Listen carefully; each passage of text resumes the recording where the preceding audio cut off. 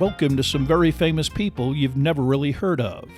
Bite-sized biographies of the famous, the infamous, and the quirky in less than an hour. My name is Philip D. Gibbons, and there's more information about me, this podcast, and a bibliography at someveryfamouspeople.com. There are also photographs of many of the individuals and items mentioned in this podcast. At the conclusion of Part 2 of this presentation, there will be additional suggestions concerning further information about today's subject, Soviet espionage agents Christopher Boyce and Dalton Lee, also known as the Falcon and the Snowman.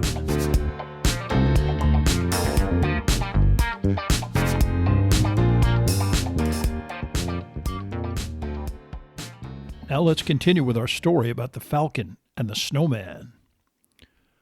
That November, political pandemonium also exploded in Australia, with Gough Whitlam's administration publicly revealing the existence of specially built listening stations and even informing the public that they were constructed secretly by the American CIA.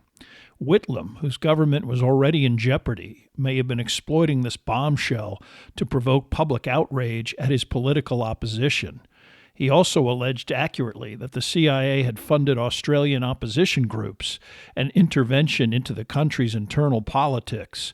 He proclaimed that he would discuss the secret CIA bases in detail in an upcoming national address in mid-November, a potential nightmare for U.S.-Australian relations and a direct threat to the continued operation of the CIA listening stations. As a result of unprecedented and complicated Australian parliamentary procedure, before this speech, Whitlam was removed from office by Australian Governor John Kerr. Whether information provided by Boyce and Lee had anything to do with this situation has never been determined, but embarrassing leaks to the Whitlam government about the bases and also CIA political interference came from somewhere. Australian politics was not on Dalton Lee's mind when on December 6th he was out cruising in Palos Verdes in his brother David's MG, a former high school buddy Peter Frank sitting next to him, the two hanging out on a Saturday evening. With his fake ID, Dalton figured he could talk his way out of any jam, and he was tired of Mexico in any case. When a Palos Verdes Estates policeman noticed that one of the MG's taillights was not operating properly, he lit up the sports car, attempting to pull it over. Instead, Lee took off, initiating a high-speed chase that reached speeds of over 100 miles an hour. Despite both cars spinning out several times and the police car totaling another civilian's vehicle, the cop was able to eventually pin the MG and arrest Lee, Frank ditching along the way and escaping on foot. The Ted Lovelance driver's license didn't hold up well because it indicated that Ted was 5'5". An alert police detective at the Palos Verdes police station was able to remember a felony outstanding arrest warrant for a short defendant and quickly matched up the warrant with Lee, who finally admitted who he was. Dalton was then charged with reckless driving, resisting arrest, driving under the influence, using false identification, and probation violation. Appearing before Birch Donahue 4 days later, incredibly, Lee was able to bond out for $2,500. Even more incredibly, Dr. Lee and his wife allowed Dalton to stay at their home, possibly believing that they might be able to influence him in person. Still, Christmas time, 1975, within the Lee household was a very tense environment.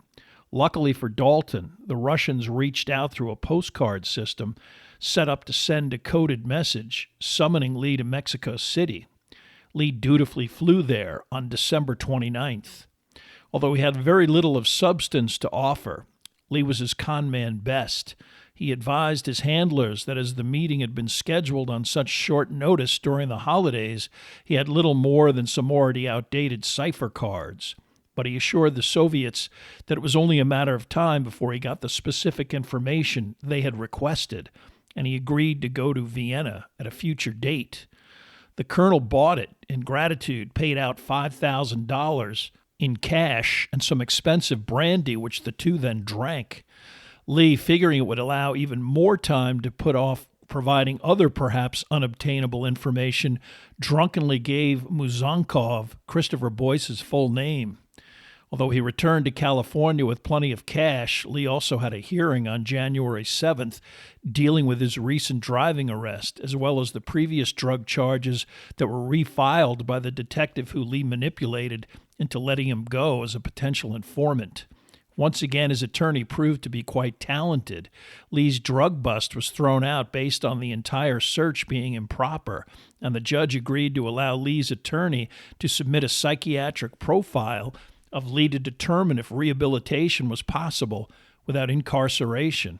Upon reading the psychiatrist's subsequent report, Judge Donahue agreed with its basic premise that Dalton Lee was probably better served by psychotherapy as opposed to harsh incarceration. Donahue agreed to an extension of probation with the usual stipulations, this time including a brief stint in a psychiatric hospital, followed up by regular visits with a psychotherapist. Of course, this, as well as a job, college classes, and sobriety, but none of that would happen. Instead, summoned again by postcard, Lee returned to Mexico City, replenished by Chris with plenty of material worth a cash payment of $10,000. After promising that he was working on providing the more technical data they had repeatedly requested and was only weeks away from getting this, he then headed off to meet with drug connections in Mazatlan, purchased a pound of cocaine, and flew back to the U.S. He had perfected a foolproof method of removing a bulkhead in his airplane bathroom, stashing whatever he was smuggling, replacing the bulkhead, clearing customs, and then reboarding the plane on the next domestic leg of its journey, where he then retrieved his stash and flew back home. In all of his attempts utilizing this method, he had never been unsuccessful. Lee flew to Vienna on March 16, 1976. Muzankov was there to give him specifics on exactly how to use the miniature camera after the rolls of film Lee brought turned out to be mostly blurry and indecipherable. Basic techniques concerning detecting and avoiding surveillance, developing film to determine if photos were usable, and introductions to other Soviet KGB personnel were all part of this instruction. Despite the poor quality of contraband Lee provided, the colonel still remained positive. His final interaction also involved more specific questions concerning technical aspects of CIA communication, especially focusing on and emphasizing the satellite frequencies and how Lee needed to provide this. Following this familiar request, he not only gave Lee 3 separate envelopes filled with cash, he also gave the American an exotic rug woven in the Caucasus. One of the KGB agents that Lee met in Vienna was named Boris Grishin, and on his next Mexico City visit, Lee was not surprised when Grishin turned up after the usual lamppost tape charade.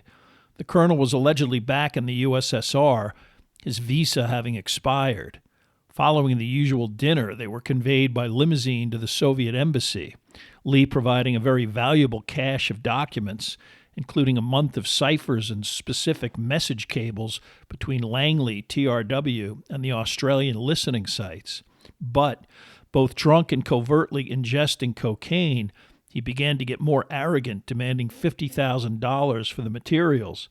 Grishin politely refused, but then Lee foolishly threatened to start selling his information to the Chinese, a threat that merely elicited Grishin removing his 9mm pistol from his jacket pocket and placing it on the table in front of him, a not very subtle message. Lee apologized, saying that he was not being serious, and ultimately he left with another $10,000, again promising satellite frequencies with the usual next month. In the midst of this drama, Judge Donahue ordered another evaluation of Lee's probationary status after a June hearing in which Lee again had the good fortune of the evaluating psychologist experiencing health problems that precluded regular appointments. Pending this new LA County Probation Department evaluation, Lee was off the hook until at least September. He did not help himself with another DUI in Long Beach, California, telling arresting officers that he thought he was in Redondo Beach. He posted bail 2 days later and was on his way. His relationship with Boyce was also fraying. Christopher refusing to provide anything beyond ciphers and messages, and also refusing to photograph the satellites being constructed in the TRW compound, intelligence that would be priceless. They both already knew that the satellite frequencies that the Soviets craved were unobtainable. These were held under lock and key by both the NSA and another government contractor, Western Union. No problem, according to Lee.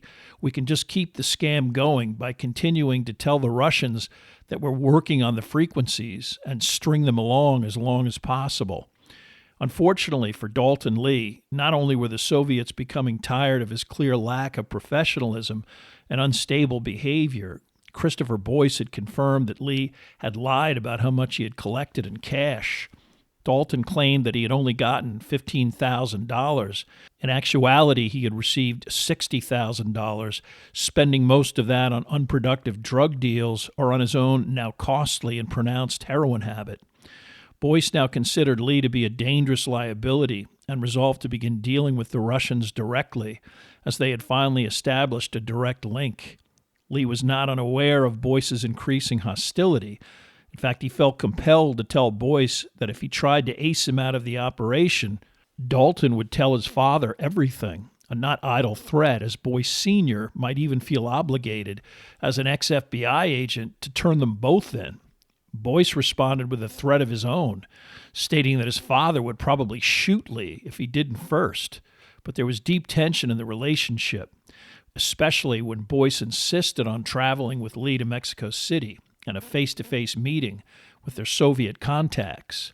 That meeting took place in October 1976, Lee arranging a pickup by chauffeur that ultimately took both Lee and Boyce to a dungeon-like basement meeting room in the Soviet embassy.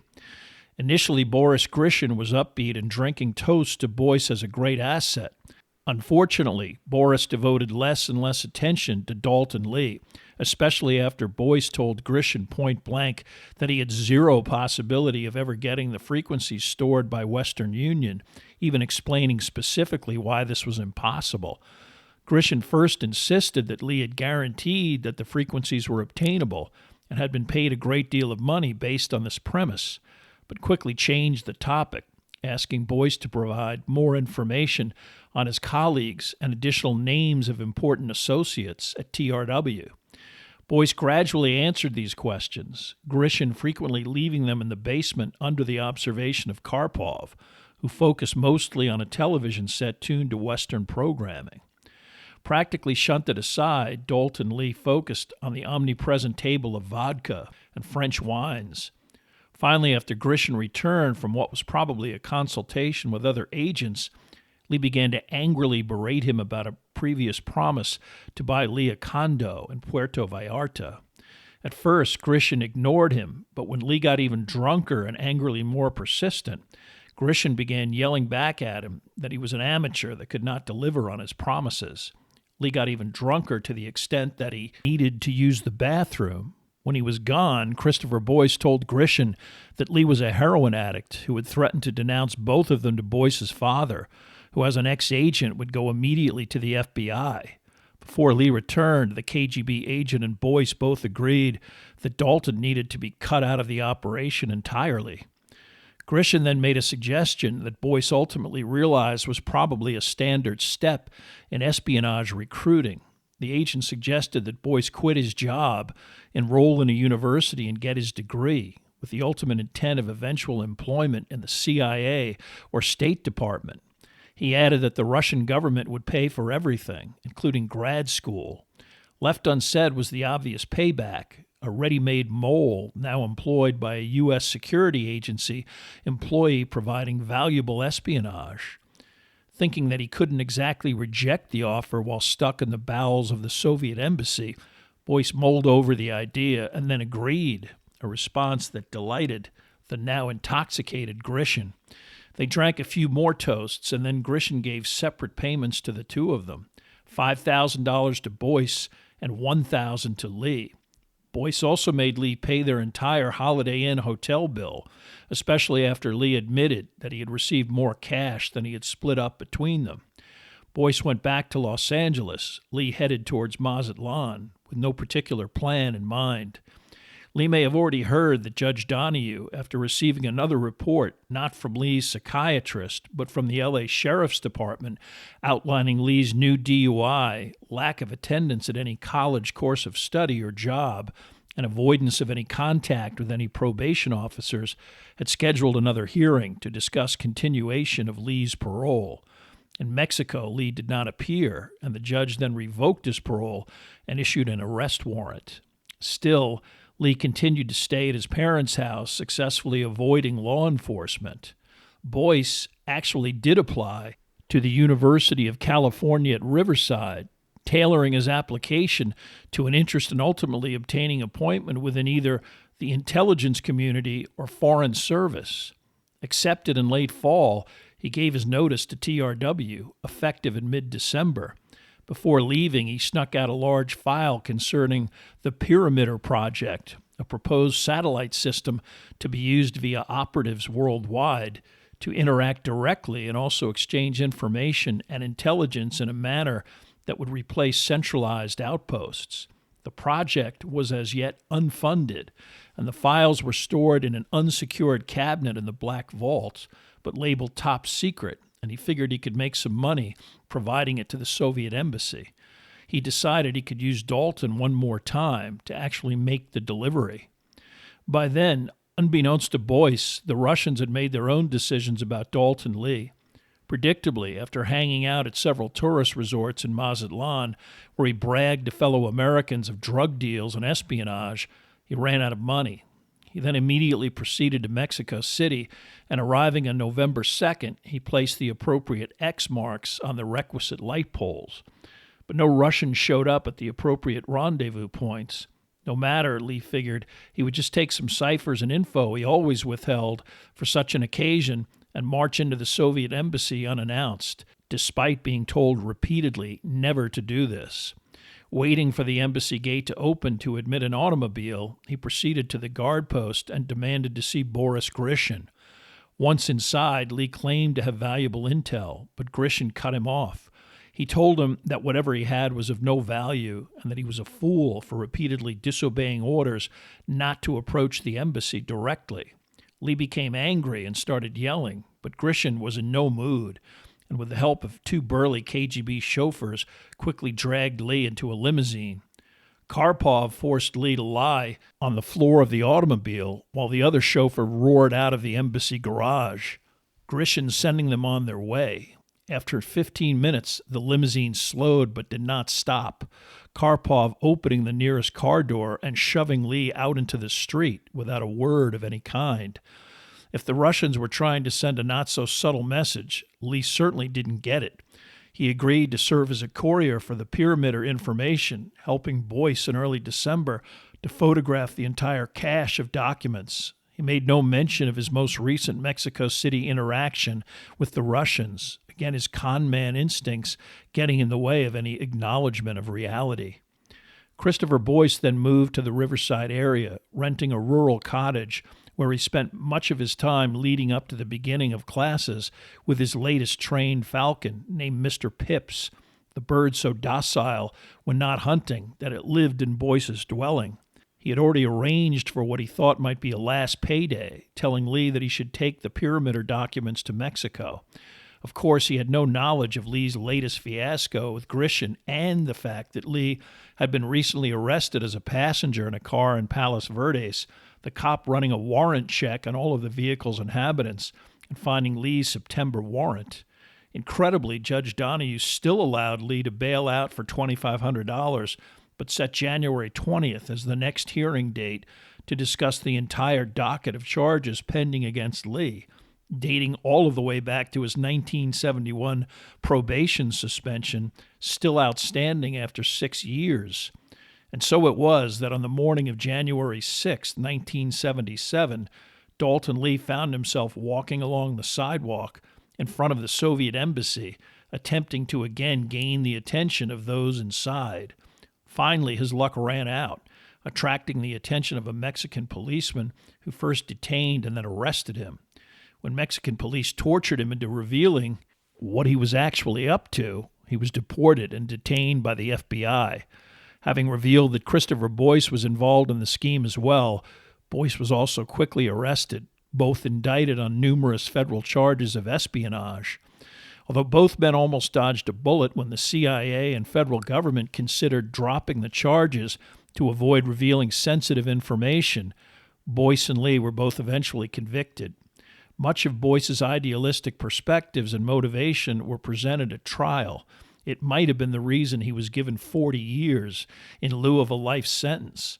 Lee, a habitual criminal who spent most of his espionage proceeds on narcotics and even cheated his own partner, received a life sentence, the judge noting that betraying one's country was serious enough, but to do this merely to feed a drug habit was especially reprehensible, adding that he wished he had the ability to impose a death sentence.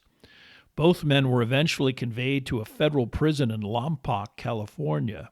Although the account of their arrest, the subsequent U.S. government embarrassment over the egregious security breaches at TRW, and implications for the American and Australian political relationship initially received worldwide coverage, eventually the headlines receded, and Christopher Boyce and Dalton Lee might have disappeared into extended incarceration obscurity, remembered as merely two extremely immature, remarkably reckless, and even childishly misguided lost souls. But then, on January 21st, 1980, Christopher Boyce was once again in the headlines in a manner that indicated he might be more than just some penny-ante clerk who foolishly was given access to sensitive information and behaved irresponsibly. He escaped from Lompoc Federal Penitentiary and disappeared. Days turned into weeks, and weeks turned into months, and it was clear that both the FBI and U.S. Marshals Service, the government agency actually in charge of tracking federal fugitives, had no idea where Boyce was.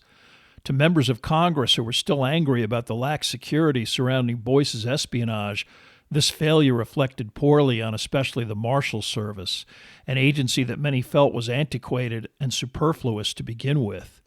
To inquiring legislators and media, law enforcement maintained that they were hot on Boyce's trail and his arrest was imminent, indicating that he had most likely fled to Mexico, where he was running a drug smuggling ring, and also was spending time in Central America, specifically Costa Rica. When these leads were investigated and went nowhere, new rumors were disseminated. Boyce was somewhere in Europe or even South Africa. These updates usually the result of tips received by the marshals. Eventually, as months turned into a year, the next revelation had the FBI maintaining that by now Boyce would have left the country and defected to the Russians, who would welcome him with open arms. At least this could buy investigators time from critics of the investigation as it diffused any more inquiries. U.S. federal law enforcement had no jurisdiction behind the Iron Curtain. Privately, several investigators felt that Boyce had blended into some small-town rural environment, changed identities, gotten a job, and without a break or a tip, they would have a hard time finding him. Although this scenario would eventually play out, in truth, for most of Boyce's escape, the U.S. government didn't have the faintest idea where he was and how he got there. His actual escape was assisted by at least one other convict who helped get him assigned to the maintenance crew that worked on the prison's exterior exercise yards. Boyce got an idea for an important aspect of his escape when the film Escape from Alcatraz, starring Clint Eastwood, was actually shown on a prisoner rec night. He fashioned a papier-mâché head in a prison art class that could be used to evade the last early evening head count, guards employing the same methodology as used in Alcatraz, where a prisoner was considered present if his head appeared to be protruding from under a blanket on a cell's cot. Boyce then dug a hole underneath a drain grate in the exercise yard near the base of one of the two tall chain-link fences that surrounded the prison. This fence topped with razor wire as well as a trip cord that would signal the guard towers if the cord was tripped by an individual climbing over the fence. Boyce had stolen some gardening shears from a prison shop and fashioned a crude ladder to get him to the top of the first of the two fences. He had located a security flaw where the two fences intersected near one of the prison exits. Using the shears, he cut his way through the barbed wire at this intersection, lifted himself over the fence, avoided the tripwire, and jumped the 10 feet to the ground outside of the prison fencing. Although the perimeter was routinely patrolled by guards and jeeps and a guard tower was relatively close, Boyce made it successfully across an open area and into the woods. The first and most challenging part of Boyce's escape was complete. He also knew that his absence had not been detected yet, as the last count of the day was already complete and there had been no siren indicating a missing prisoner. Boyce first headed south about 60 miles to the address of a boyhood friend who lived in the town of Goleta, California. When he got there and knocked, the occupant, a female, warily answered and told Boyce that his friend was no longer living there, but might be in San Luis Obispo. Dirty and disheveled, Boyce must have aroused suspicion, because after he quickly left the area, he observed 2 police cars heading towards the house in question. Fortunately for Boyce, from his falconing days, he knew this part of Southern California and the Santa Ynez Valley quite well. He began to make his way north in the direction of SLO, but lucked out in Solvang, California, a resort town on the way. With food his most important necessity, after dark he scavenged garbage cans and dumpsters and found an open refrigerator behind a restaurant that was filled with cold cuts and other edibles. He also discovered a newspaper that had a story about his escape actually quoting his SLO friend, stating that he was being tailed night and day by law enforcement. Boyce wrote off that option and hung out in the hills above Solvang until he ate a poisoned loaf of bread from the refrigerator, the proprietor probably angry about the ongoing theft. Initially, Boyce was in such pain that he thought he might die, but eventually recovered. He decided that this might be a signal to leave the area, and he gambled on another acquaintance who he had met at Terminal Island Prison, the first federal penitentiary he was placed in after his conviction. This individual, Calvin Robinson, and his wife were living in Santa Cruz, California, in a motel, and despite this individual's belief that he might be under surveillance, he was willing to help Boyce in the short term. Robinson was contacted by the FBI immediately after Boyce's escape, but in an Oakland halfway house prior to his impending release from federal custody, he denied even any previous knowledge about the escape. Based on his lack of any proximity or access to the escapee and Robinson's emphatic insistence that he would reject even contact from Boyce, the FBI concluded he was a dead end. But only months later, and now free in Santa Cruz, Boyce contacted Calvin by phone and hitchhiked up the coast, the parolee agreeing to help out. Robinson and Boyce understood that the fugitive was way too hot to stay with them, but he helped Boyce buy some secondhand clothes, gave him some spending money, and bought him a bus ticket to the northern Idaho panhandle. The two also assembled some fake ID, an altered birth certificate in the name of Jim Namchek, a friend of Robinson's who had been killed in a construction accident. Then his benefactor provided probably his most important contribution to Boyce's flight, an introduction to a woman who lived in the remote area surrounding Bonners Ferry, Idaho. The woman, named Gloria White, was a former love interest of Robinson's and a fringe character who owned a large log cabin near Katka Mountain, near the tip of the Idaho Panhandle, not far from the Canadian border. Within days, Boyce got off the bus near Bonners Ferry. Typically, it was pouring rain. Boyce began hitchhiking in the general direction of Gloria White's cabin. He was fortunate enough to be picked up by a lumberjack who not only knew where Gloria's house was, he was actually also a caretaker for some of her farm animals. White also had a residence in Oregon and was not in Idaho, but the caretaker knew that Gloria had all sorts of strangers visiting and asked no questions about Boyce and his relationship to Gloria White. To call the 3-story cabin rustic was an understatement. There was no electricity, indoor plumbing, or telephone. For 2 weeks by himself, except for brief visits from the caretaker, Boyce hiked the area, even venturing into Canada. His initial plan was to flee the country, but he decided against that, and one day, after stopping in a local roadhouse, he heard about and successfully applied for a job in a local tree farm. He soon rented a tiny cabin nearby and was doing well, considering his recent address in a federal prison. So well that his employer was considering promoting the polite and intelligent worker, a man they and everybody else knew as Jim Namchek. But upon Gloria White's return to the remote cabin, Boyce abruptly quit his job and moved back into the dwelling. Typically, Gloria put him up long enough to allow him to acquire a mule, which he used to transport provisions to a remote campsite he set up near an abandoned mine shaft on the mountain. To locals and even the occasional Forest Service or Border Patrol who stumbled on his campsite, he maintained that he was prospecting and even was thinking about reopening the abandoned mine. In fact, he was actually cultivating marijuana plants secreted further into an even more remote area of the mountain.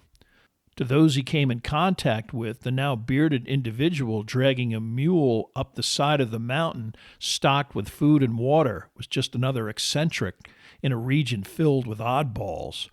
During his occasional forays into the local bars of Bonner's Ferry, he even had a nickname, Jackass Jim. Most likely, Boyce's decision to bail on the straight life was influenced by the atmosphere at Gloria's cabin, a nonstop party with plenty of beer and weed and women, including Gloria's very attractive teenage daughter, might have caused the not particularly responsible Boyce to blow off a much duller daily existence. Christopher Boyce, now a nationally famous fugitive and former falconer, who claimed to have acted the way he did out of a sense of idealism and anger towards a government he felt was behaving in a treacherously undemocratic manner, was perceived by many Americans as a counterculture hero and kind of genius rebel who successfully committed espionage and was even able to escape from a federal penitentiary. Boyce could have cemented this image by remaining on the lam, clueless law enforcement like the U.S. Marshals and FBI having no explanation as to where he was. At the very least, had he merely blended in and maintained a low-key facade, he could have remained hidden for years, perhaps even permanently. Unfortunately, at a kind of mental crossroads, Boyce took a route that should have had an obvious destination, exhibiting behavior that could only be explained by egocentric immaturity and self-destructive recklessness. Like many residents of the Idaho Panhandle, Boyce quickly found that grinding out a legitimate living in the region was always difficult and without certain skills, frequently impossible.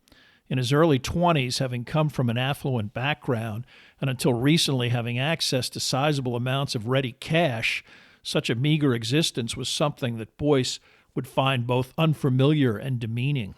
So, to remedy this problem, he made the decision to pursue a more lucrative occupation, bank robber. By mid-year 1980, 5 banks were robbed in the Spokane, Washington area, only an hour and a half away from Bonner's Ferry. Eventually, these robberies would be tied to Christopher Boyce, and some of them were robbed with Calvin Robinson. Boyce's new endeavor received a boost with the appearance of 2 acquaintances of Gloria's, itinerant sawmill workers 24-year-old James and 22-year-old Joseph Pratt. For the rest of 1980 and much of 1981, Christopher Boyce would rob as many as 16 banks with the Pratt brothers' help, and many of Boyce's acquaintances discovered who he actually was, not on their own, but because he personally told them. If they weren't particularly impressed, he told them to get the book The Falcon and the Snowman to demonstrate that, yes, he was a very important former Soviet spy who had broken out of jail. Eventually, while news of Boyce's actual identity spread through the Bonner's Ferry underground, with most of Gloria White's circle knowing who he was, the amounts of money that Boyce and the Pratt brothers started flashing around the markets and bars of the town quickly grew so ostentatious that even Boyce determined that remaining in the area was probably a very bad idea. Traveling mostly with Joseph Pratt, Boyce, on the advice of some of Gloria White's other sketchier friends, headed to the state of Washington's Olympic Peninsula. Residing first at a cabin in the coastal hamlet of Moclips, they soon moved to a trailer in the even more remote Bear Creek area of Beaver, Washington, Pratt using fake ID to rent the residence. In early 1981, Boyce seems to have first fixated on the idea of crossing the Bering Strait and gaining asylum from the Soviet Union. To accomplish this, He also decided that he would need a salmon fishing boat. Through acquaintances that he met in a Bear Creek tavern, he purchased a half interest in a vessel called the Rose M. His partner had the requisite commercial fishing license and would actually operate the boat to earn his share of ownership. Joseph Pratt eventually moved to Alaska to follow a girlfriend in hopes he might find steady employment. He was replaced in the trailer by James Pratt, and while Boyce continued to rob banks on his own, James Pratt helped work on giving the boat the overhaul it needed for the fishing season. Short on cash, Boyce made a deal with Pratt that if he helped eventually pilot the boat across the Bering Strait, close enough to the Soviet Union for Boyce to reach it by raft, Pratt could drop him off and then return to Washington and keep the boat. But this plan quickly fell apart when Boyce casually broached to his partner the idea of taking a trip in the boat to Alaska as a combination fishing tourism getaway. The partner informed him that the boat was too old and rickety for such a journey, and Boyce must have realized that crossing the Bering Strait was inconceivable. Without telling Pratt, Boyce then abruptly moved to the northern coastal town of Port Angeles and began feverishly taking flying lessons in a small plane. What exactly he subsequently intended to do with this newly acquired skill is still unclear. Circumstances precluded him ever receiving any formal licensing that would allow him to fly on his own. Left behind in Bear Creek with no explanation from Boyce as to where he was going or what he was up to, James Pratt began to feel that Boyce had shortchanged him on both his work on the fishing boat and the cash stolen from banks. With the assistance of the Pratt brothers, Chris also stiffed him on a $100 loan, claiming he had bought him a motorcycle and given him more than enough cash from their bank robberies. Boyce also confided in Pratt that when he made it to the Soviet Union, he would be flown to Moscow and hailed as a hero. It started to dawn on Pratt that as a high-profile fugitive, turning in Boyce might generate a significant reward. Broke and irritated by Boyce's condescension and ego, Pratt eventually got on his new motorcycle and went to his parents' house in Denver. When he got there, he told his parents about this unusual acquaintance. They insisted he call the FBI because they were not officially in charge of the Boyce investigation, and possibly because they thought the information was worthless. The FBI in Denver passed Pratt's information to the appropriate individual in Denver's U.S. Marshal's office. On July 31st in Denver, Colorado, U.S. Marshal Larry Neff interviewed James Pratt for over an hour. He was excited by the interview and contacted two other senior U.S. Marshal officials at the East Coast Tysons Corner, Virginia headquarters of the agency. These officials provided Neff with numerous questions about Boyce to attempt to authenticate the informant, including whether or not Boyce still had a spider tattooed on one of his forearms, a trick question as Boyce had no tattoos. Pratt sailed through this process with flying colors, so much so that Neff's boss, Chuck Kupferer, told him to round up another marshal and head to Seattle that night. As Pratt had mentioned that Boyce had committed numerous bank robberies, the FBI would also be brought into the investigation. Within days, a strike force of marshals and FBI agents would be staking out various locations on the Olympic Peninsula and in the Idaho Panhandle, all given to them as possible places Boyce might be found. Unfortunately, Pratt himself, abandoned by Boyce with no word on where the fugitive was going, hadn't seen Chris in a month and couldn't give law enforcement an exact location. For 2 weeks, the task force staked out the Rose M in La Push, Washington. Boyce's business partners, salmon fisherman Buck Meredith's house in Bear Creek, and even a paint store in Port Angeles, where Boyce had purchased paint and hardware to fix up the fishing boat. Boyce was nowhere to be found, but more information indicated that he was in the area. Pratt had told investigators that Boyce had used the alias Anthony Lester. Only weeks before, a Washington state driver's license in the name of Anthony Lester was issued in nearby Forks, Washington. The photo on it was identified as Christopher Boyce. Between that and the nearby boat, the marshals were confident that somewhere on the peninsula they would eventually spot Christopher Boyce. Still, by now mid-August, weeks after getting information from Pratt, some investigators were wondering if Boyce had already fled the area. Buck Meredith was also looking for Christopher Boyce because they needed to resolve the ownership of the Rose M. There were so many undercover feds in Beaver that when a bartender at a Bear Creek Tavern told Meredith that he had seen Boyce coming out of a grocery store in Port Angeles, two investigators posing as husband and wife and already drinking buddies with Buck, who had no idea what their true identity was, heard the conversation. Within 24 hours, the entire strike force positioned throughout the Olympic Peninsula and the Idaho Panhandle made a beeline for Port Angeles. Shown a photo of Boyce, clerks at the aforementioned grocery store positively identified him and believed he lived in a nearby apartment complex. Several teams of FBI agents and marshals began to focus on this particular area of the town. One of these teams, Marshal Bob DeGuerra and FBI agent Dick Collier, had a list from James Pratt of some of the places Pratt and Boyce had frequented in Port Angeles that included both stores and restaurants. Bored with staking out Boyce's apartment, DeGuerra began methodically combing the list, but had no luck with finding anyone resembling Boyce. He returned to the stakeout location, but again became impatient as the day dragged on into nightfall. With no sign of the fugitive, he decided to revisit locations on his list, and at a burger joint called the Pit Stop, only one car was in the parking lot. As casually as possible, DeGuerra pulled in, even making eye contact with the driver, who was reading a book and eating a hamburger. Immediately, the marshal recognized the car's occupant as Boyce. DeGuerra slowly pulled out nonchalantly and then made his way to an alley behind the restaurant, invisible to Boyce. After radioing Chuck Kupfer about the positive ID, all of the strike force's automobiles made their way to the pit stop as unobtrusively as possible. Dave Neff hustled to DeGuerra's car in the alley, and together they approached Boyce, who did not even notice as they ran up to his dilapidated Oldsmobile.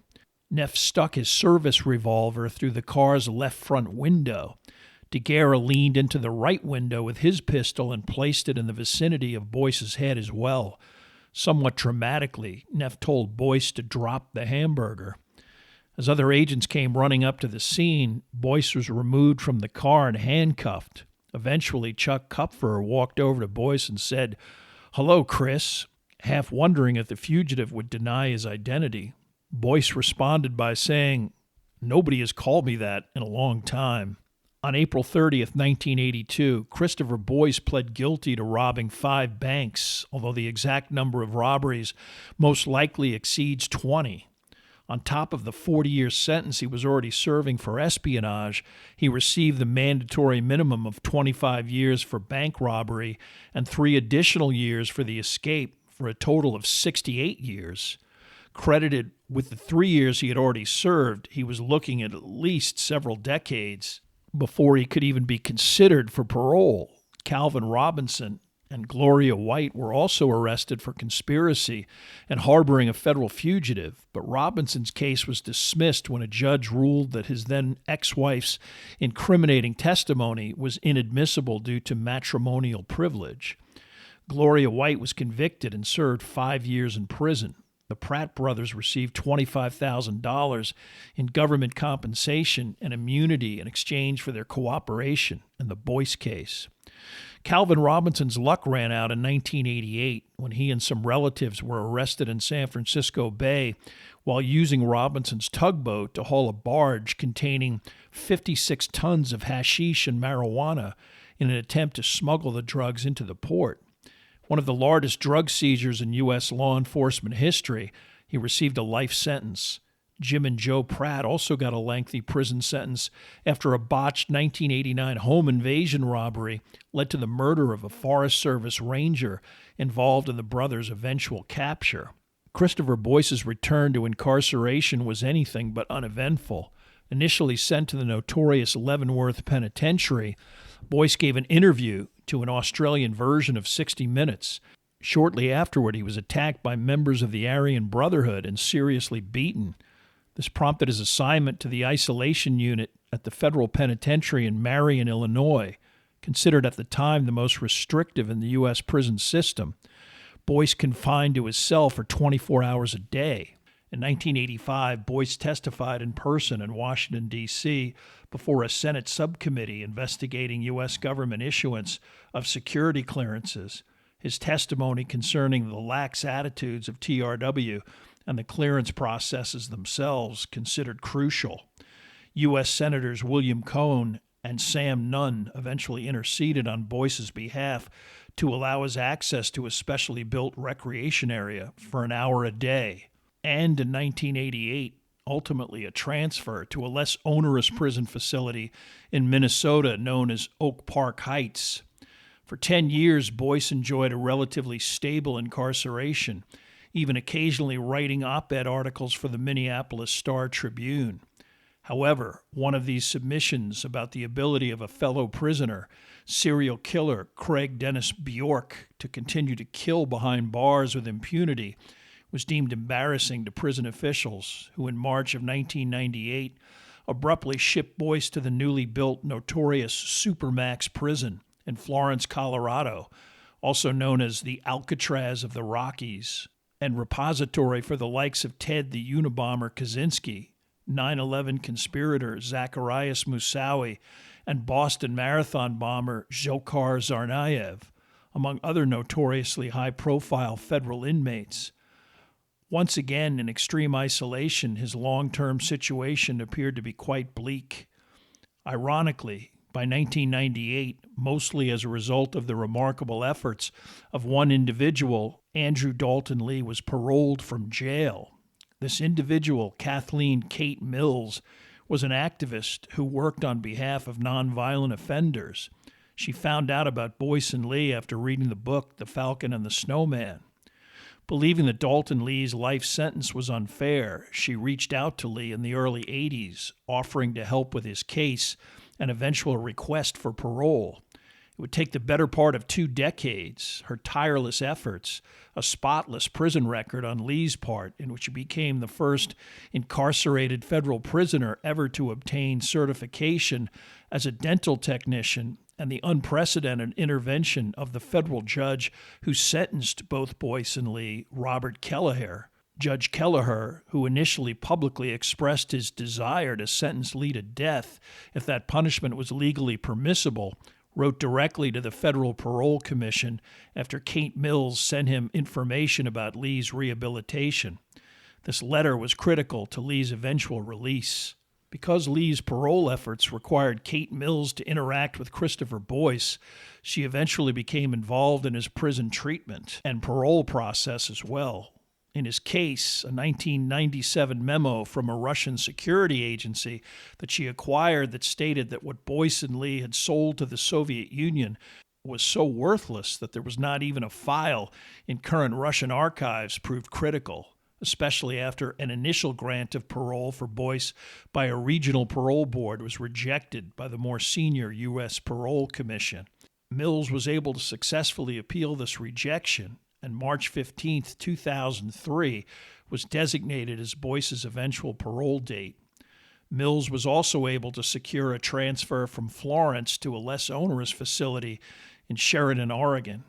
This also allowed Boyce's release to a San Francisco halfway house on September 16, 2002. He served approximately 25 years in jail. In October of 2002, Boyce and Mills were married. According to Christopher Boyce, Dalton Lee and Boyce have not interacted since the evening before Boyce's escape from Lompoc. Boyce alleges that he offered to help Lee escape with him, but Lee refused. Since his arrest on espionage charges, Lee has maintained for decades that Boyce was the main cause of his incarceration, that he suffered as a result of Boyce's escape from prison. Lee was temporarily transferred to a maximum security facility at Terre Haute, Indiana, where he was placed in solitary confinement, and that Boyce manipulated him into selling secrets to the Russians, Boyce always claiming that he and Lee were involved in an officially sanctioned disinformation project, which Lee believed was legitimate.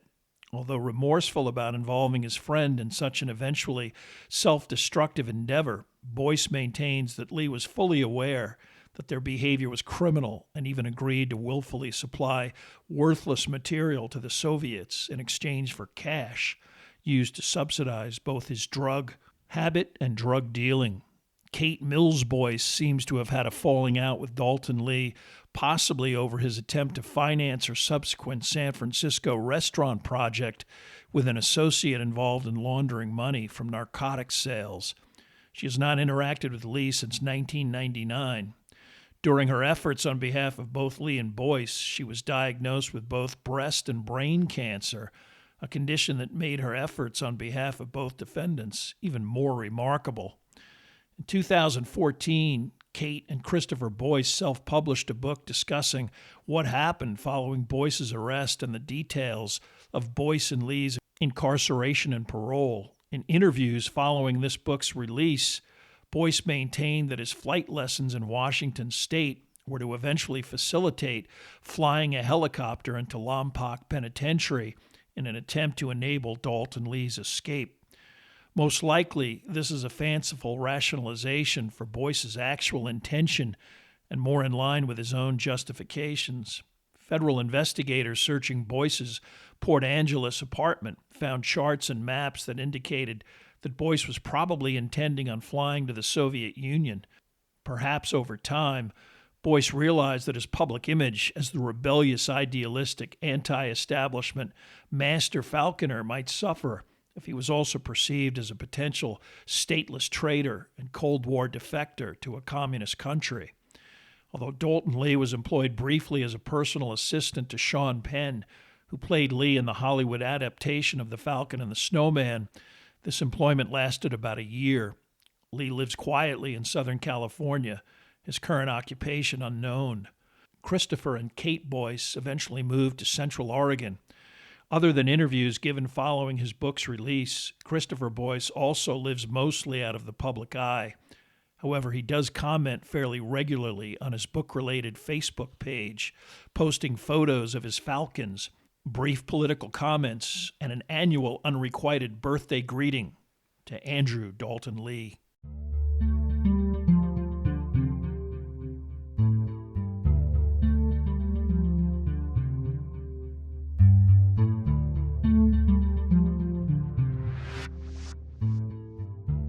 Thank you for listening to part 2 of this podcast about the Falcon and the Snowman. Information for this podcast came from the books The Falcon and the Snowman and The Flight of the Falcon, both by Robert Lindsay, and American Sons by Christopher and Kate Boyce and Vince Font. There are also additional photographs, bibliographical, and musical information at someveryfamouspeople.com. If you have enjoyed this presentation, please like us at our Facebook page, Some Very Famous People, and follow us on Twitter at Philip D. Gibbons. Subscribe to my YouTube page at Noblesse Oblige, and please note all of Bite-Sized Biographies are now available on YouTube and YouTube Music, as well as Spotify. And please tell a friend about Bite-Sized Biographies.